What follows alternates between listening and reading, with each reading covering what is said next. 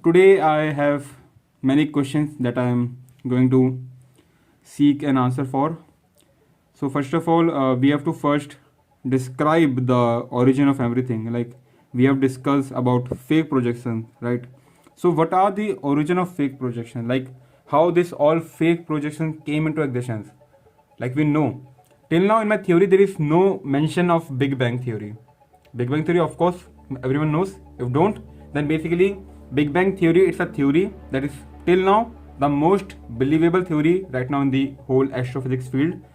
So this theory basically states that the universe, whole universe, like whatever we are seeing in the universe, the observable universe that we see right now, is actually 13.8 billion years ago.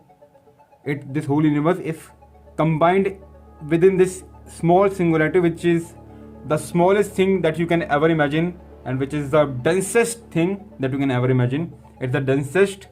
Well, I don't know if it's a word or not, but let's just consider it's the densest. It is denser, and the whole universe, the whole of fake projection is actually into that singularity.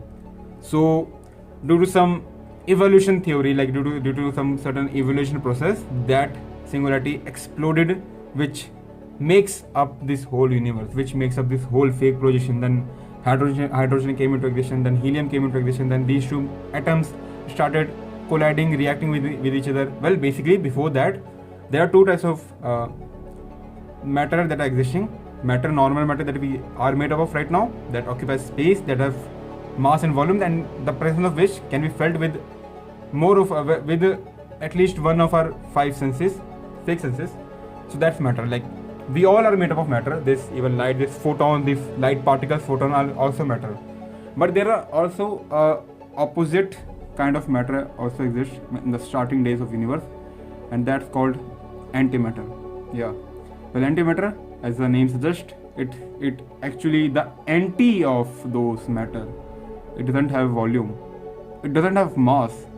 It doesn't occupy any space, and the presence of them cannot be felt with any of our five senses.